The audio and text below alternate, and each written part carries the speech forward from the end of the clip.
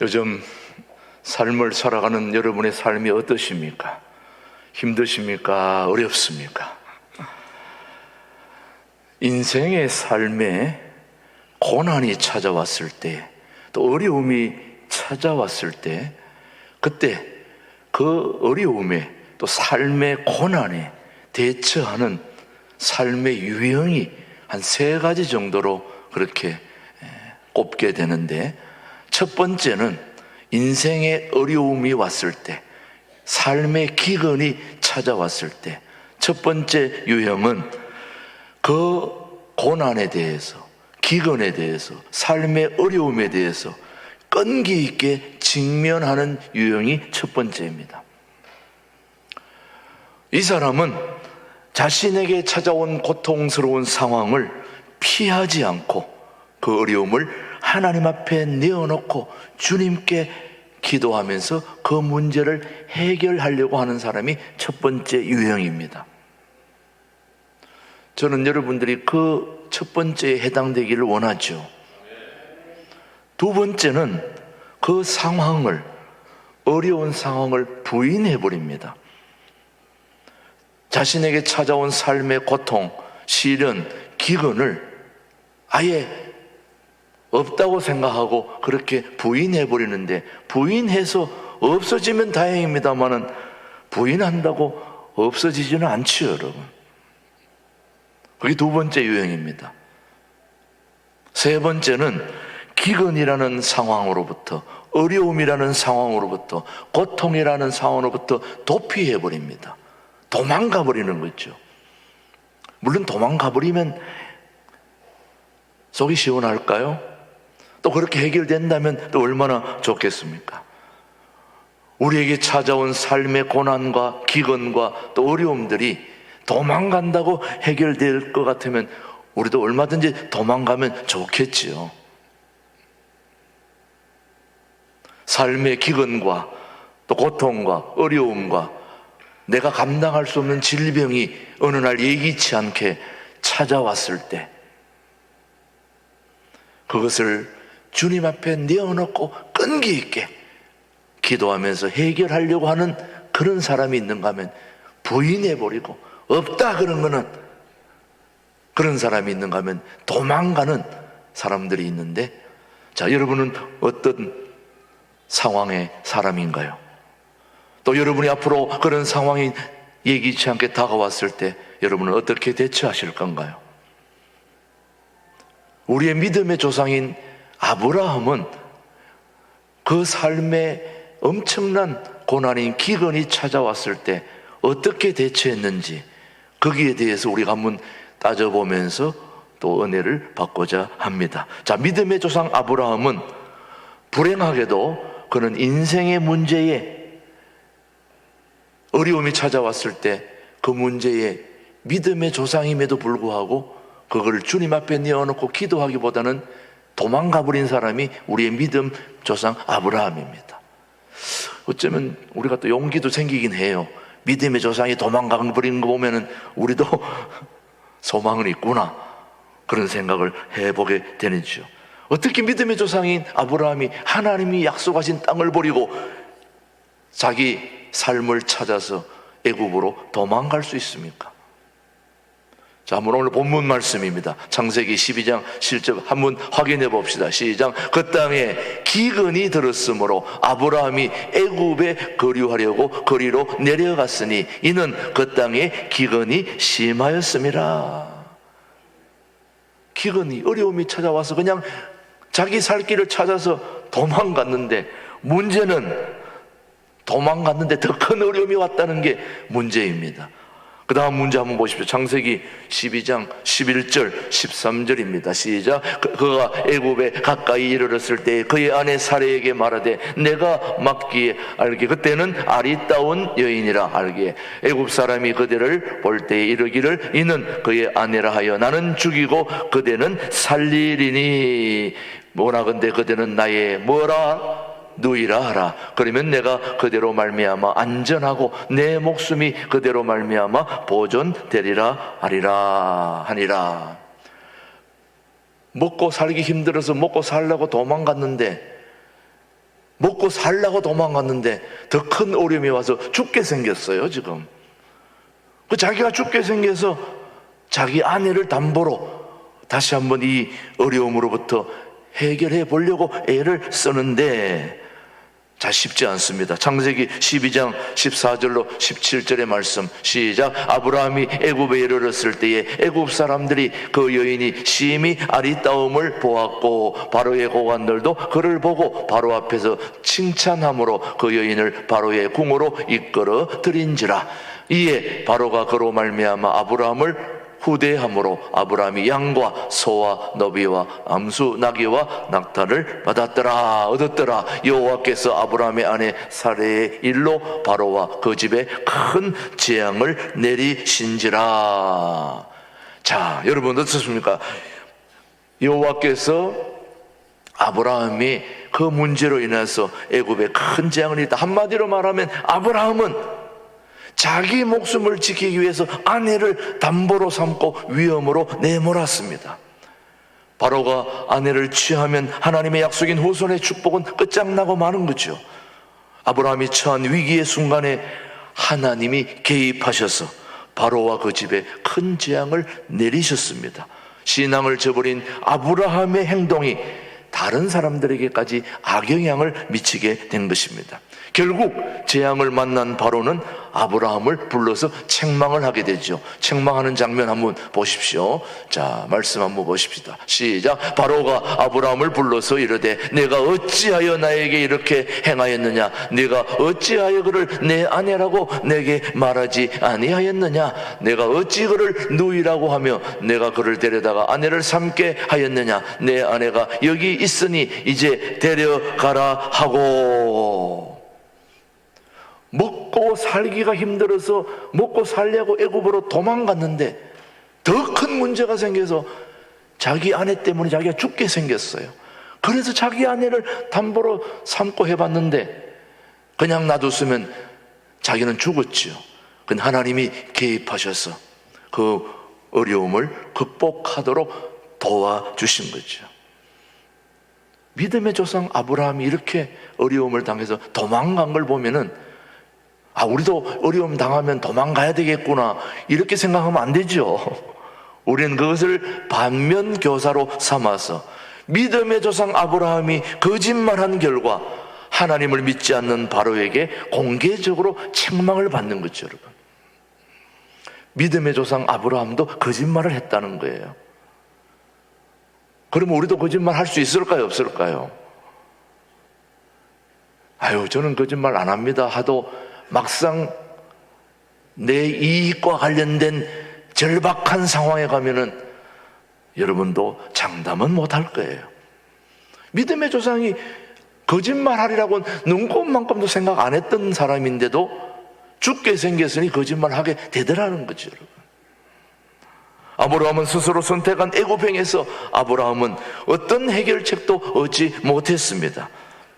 거기서 한술 더 떠서 사라는 애굽에서 하갈이라는 새로운 여종을 맞이하게 되는데 창세기 16장 1절입니다. 시작. 아브라함의 아내 사레는 출산하지 못하였고 그에게 한 여종이 있으니 애굽 사람이요 이름은 하갈이라. 아브라함은 이 여종 하갈을 통해 이스마엘을 얻습니다. 여러분 잘 알다시피 이스마엘의 후손이 중동의 아람 족속입니다. 아브라함의 애굽 도피는 오늘날 이스라엘 중동과 계속해서 싸움의 불씨가 된 거죠, 여러분. 그렇다면 무엇이 아브라함을 이렇게 넘어지게 하였을까요? 믿음의 조상 아브라함도 넘어졌습니다. 왜 아브라함이 넘어졌을까? 우리는 아브라함을 교훈 삼아 우리도 똑같이 넘어질 터인데 우리도 넘어지지 않는 방법을 오늘 아브라함을 통해서 배우기를 원하죠. 첫 번째, 오늘 우리 일부 예배 가족들이 꼭 기억해야 될, 우리가 안 넘어질 수 있는 유일한 방법이 있다면 그거는 바로 환경이 아니라 말씀을 따라 살아야 된다는 것입니다, 여러분.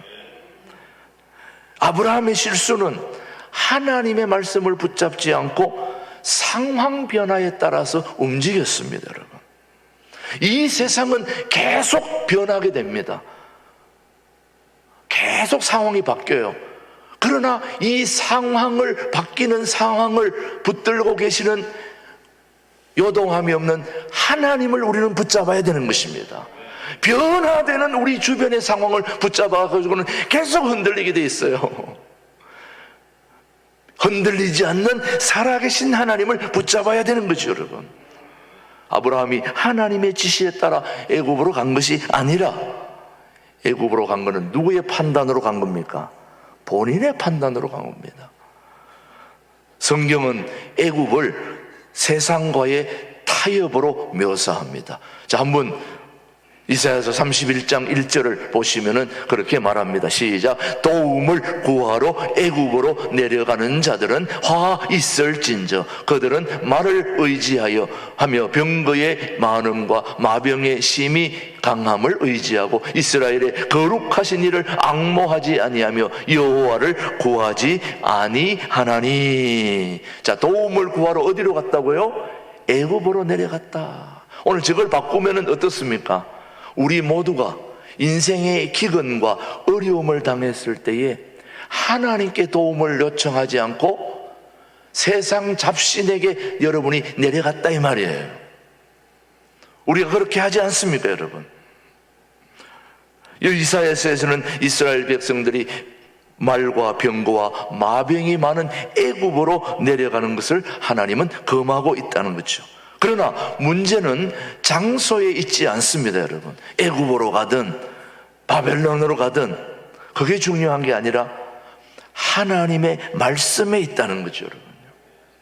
특별한 때에는 애굽으로 내려간 것을 허락도 했어요. 반드시 애굽으로 내려간다고 나쁜 것은 아닙니다. 하나님도 요셉을 애굽에 내려보내셨고 야곱에게도 애굽으로 내려가기를 두려워하지 말라고 하셨어요. 그리고 예수님이 탄생했을 때도 하나님은 예수님을 어디로 피신시켰습니까? 애굽으로 피신시켰습니다. 문제의 핵심은 하나님의 지시를 따라 움직였느냐 아니면 스스로 모든 문제를 결정했느냐, 거기에 문제가 있는 것입니다. 오늘 우리 신광두레교회 교우들도 똑같습니다. 여러분이 어려움을 당하고 고통을 당했을 때에 그 문제가 내가 스스로 선택했느냐, 하나님이 그렇게 하게 했느냐. 하나님이 그렇게 하게 했다면 그 어려움도 얼마든지 하나님의 상황으로 바뀌어 줄 수 있는 거죠, 여러분. 그러나 내 스스로 했다면은 그게 문제가 있게 되는 거죠, 여러분. 사실 아브라함은 하나님의 말씀을 따라 움직였던 사람이 바로 아브라함이었습니다. 그런데 그가 애굽으로 도피할 때는 하나님을 쫓았다는, 하나님을 의지했다는 기록이 없습니다. 더군다나 아브라함은 가는 곳마다 제단을 쌓음으로 늘 하나님과의 긴장된 관계 속에서 살았던 인물이 아브라함인데, 이 애굽으로 내려갈 때는 하나님을 의지하지 않았다는 거예요. 의지했다는 기록도 없어요. 그런데 애굽에 내려가 있는 동안 아브라함이 여호와를 위해 단을 쌓았다는 이야기도 나오지 않는 거 보면 분명히 아브라함이 애굽으로 내려가는 것은 하나님의 판단이 아닌 스스로의 판단이었다는 거죠, 여러분. 한번 물어봅시다. 여러분들은 인생의 기근이, 또 삶의 어려움이, 질병이 찾아왔을 때 누구하고 의논하세요? 의사하고 합니까? 내 가까운 지인들과 의논합니까? 가족들과 의논합니까? 그게 도움이 되면 그렇게 하시는 게 좋죠. 그러나 저는 절박한 기근과 삶의 질병과 어려움이 왔을 때 그 문제를 해결할 수 있는 사람과 의논해야 되지 않을까요? 그렇지 않을까요, 여러분요? 아니, 의사가, 우리 물론 의사도 사람들 다 하나님이 만드신 건 도움이 되는 것입니다만은 근본적으로, 궁극적으로 가장 그 문제를 잘 해결해 줄 수 있는 하나님과 의논해야 되지 않냐 이 말이죠. 전 그렇게 되기를 바라는 거죠, 여러분. 우리가 늘 넘어지는 이유가 바로 여기에 있는 것입니다. 인생의 무디에 부딪혔을 때 하나님의 뜻을 구하지 않는 결정, 하나님의 인도를 기다리기보다는 성급하게 내 판단으로 움직일 때 거의 실패하게 될 수밖에 없지, 여러분요. 하나님의 방법이 또 하나님의 지혜의 방법이 아닌 우리의 지혜로 문제를 해결하려고 하는 거기에 문제가 있다고 저는 봅니다, 여러분. 이럴 때 우리는 결국 실패를 맛보게 되는 거죠, 여러분. 그래서 아브라함이 하나님을 의지하고 가나안에 머물렀다면 결코 죽을 뻔도 거짓말하는 뻔도 이스마엘 때문에 고생하는 일도 없었을 것입니다. 애굽에 내려간 아브라함은 얼마 못 있어 가나안으로 다시 쫓겨왔습니다. 결국 가나안의 기근은 여전했고요. 또 그러나 그는 하나님의 보호 속에 살아가게 되는 거죠, 여러분요. 하나님은 분명히 약속하십니다. 하나님의 자녀들을 눈동자같이 보호하시고 하나님을 경외하는 자에게 어떤 기근 가운데서도 지키겠다고 말이죠, 여러분. 오늘 이사야서 58장 11절입니다. 시작. 여호와가 너를 항상 인도하여 메마른 곳에서도 내 영혼을 만족하게 하며 내 뼈를 견고하게 하리니 너는 물된 동산 같겠고 물이 끊어지지 아니하는 샘 같을 것이니라. 샘 같을 것이라. 물된 동산처럼.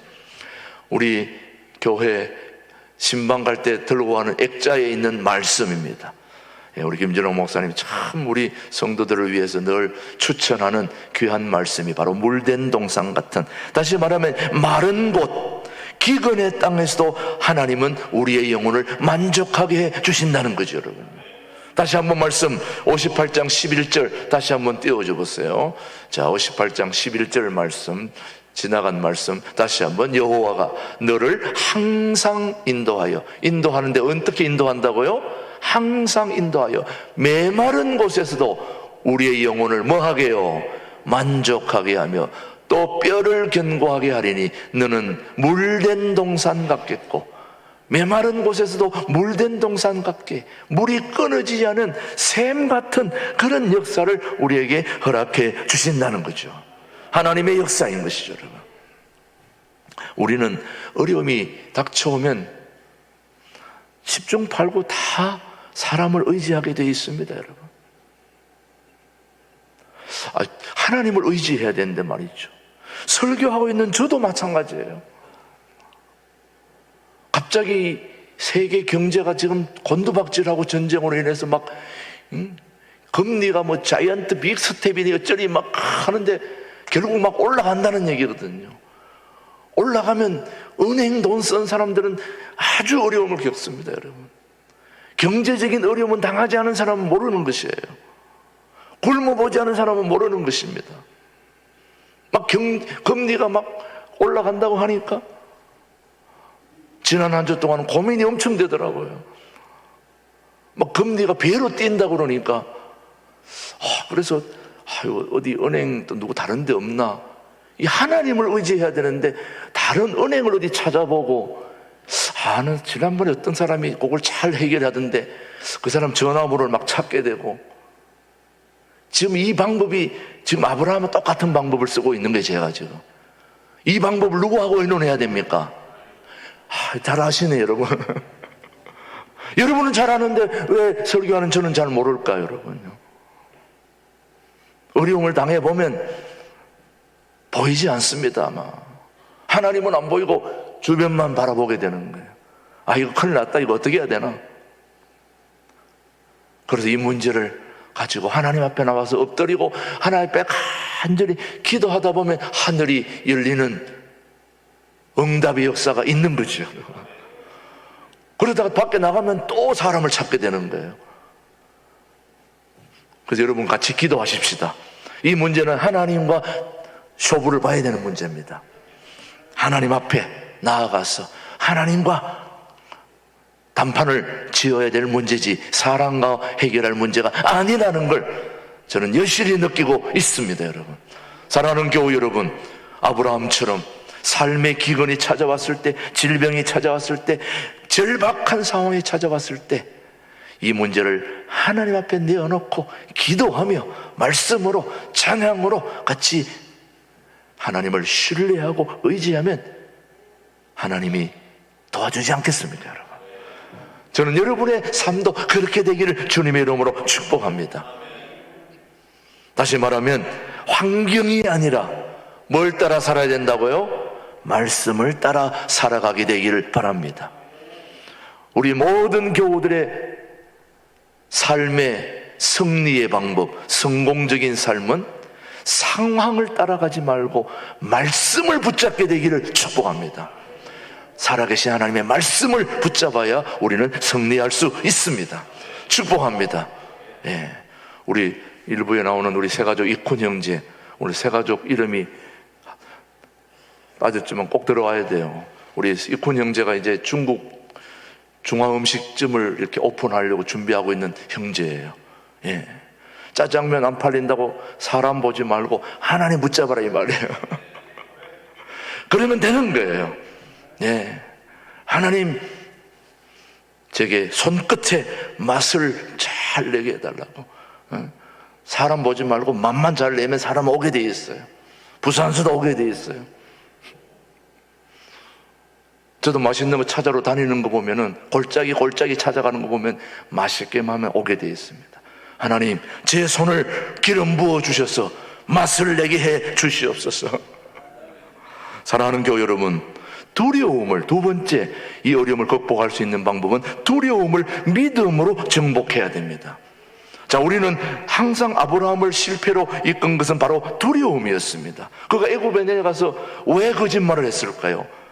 두려움 때문에 죽을까봐, 굶어 죽을까봐, 안 될까봐 두려움으로, 특별히 죽음에 대한 두려움이 엄청났던 인물이 바로 이 아브라함. 그 아브라함이 거짓말할 사람이 아니에요. 원래는 여러분 그러잖아요. 나는 거짓말할 사람이 아니다니까. 그런데 이번은 어쩔 수 없었다, 그렇게 다 얘기하잖아요.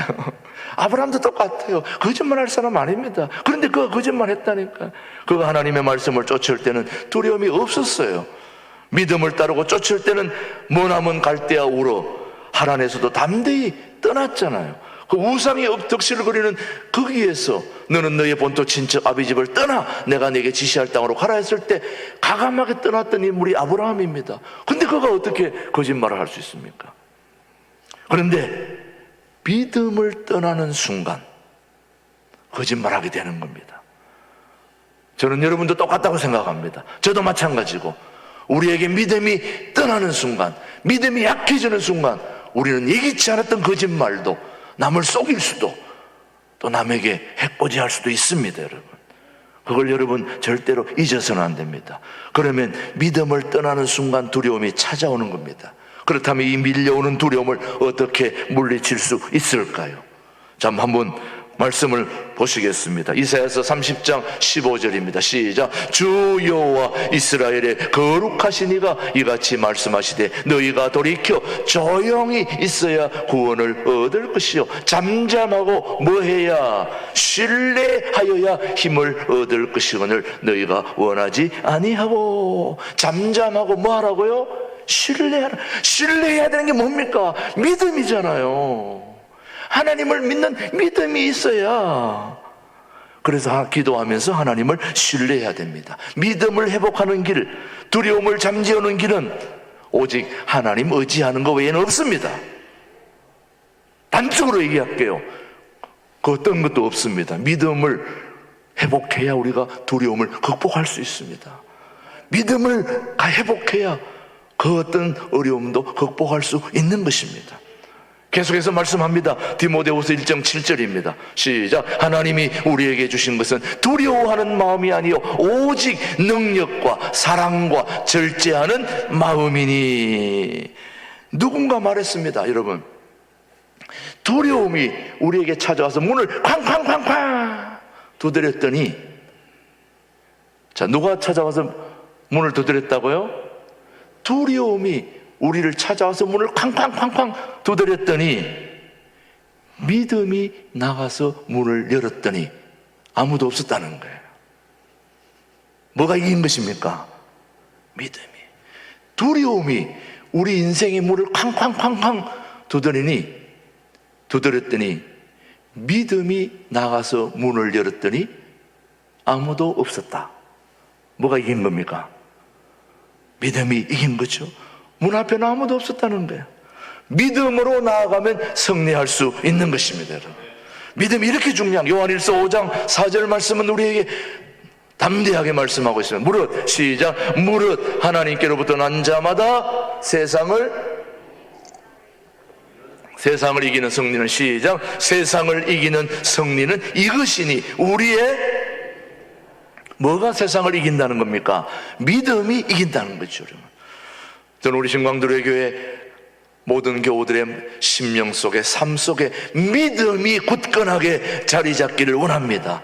그 믿음이 세상을 이길 수 있게 되기를 축복합니다. 오직 믿음만이 하나님을 기쁘시게 할 수 있습니다. 오직 믿음만이 죽음의 공포를 물리칠 수 있습니다. 오직 믿음만이, 오직 하나님 한 분만을 두려워해야 그때 비로소 모든 두려움을 극복할 수 있습니다. 여러분, 아브라함이 애굽에서 처절한 실패를 통해 배운 하나님이 어떤 하나님이냐? 전능하신 하나님이라는 거예요. 실패를 통해서 배운 하나님이 전능하신 하나님, 엘샤다이 하나님인데 어떤 하나님이냐? 위기에서 구해주신 하나님. 아브라함이 죽게 됐을 때에 하나님이 아브라함을 구해주셨는데, 그때 이 아브라함이 하나님을 어떻게 보았느냐? 자기 눈앞에 있는 바로가 자기를 죽일 걸로 생각하니까 바로가 이 세상에서 최고였는데, 실패를 통해서 보니까 자기를 죽이는 바로보다 바로 뒤에 있는 하나님이 더 크신 분이라는 걸 깨달았다는 거예요. 여러분, 여기 중요합니다. 여러분, 오늘 여러분들은 눈앞에 보이는 상황 때문에 두려워하고 또 마음이 약해지고 또 어려워지는데, 그 눈앞에 보이는 그 상황을 넘어서 그 뒤에 계신 하나님이 더 크신 분이에요. 하나님이 더 대단하신 분이에요. 그 하나님을 믿음의 눈으로 바라볼 수 있게 되기를 바랍니다.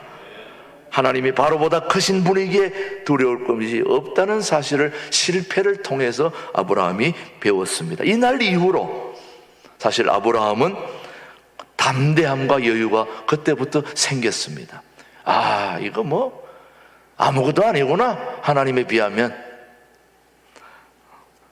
하나님은 우리를 실패 현장에 내버려 두지 아니하시고 하나님의 전능하신 손길을 통해서 우리를 구해 주시고 살펴주시고 이끌어 주시고 인도하시는 사랑의 하나님이요 자비의 하나님이심을 저는 확실히 믿고 있습니다. 여러분들도 그렇게 되기를 바랍니다. 실패한 자를 품어주시는 사랑의 하나님, 오늘 그분을 여러분 꼭 만나게 되기를 바랍니다. 기근을 만난 아브라함이 행했던 불신앙, 거짓말 등은 어떤 이유로도 정당화될 수 없습니다.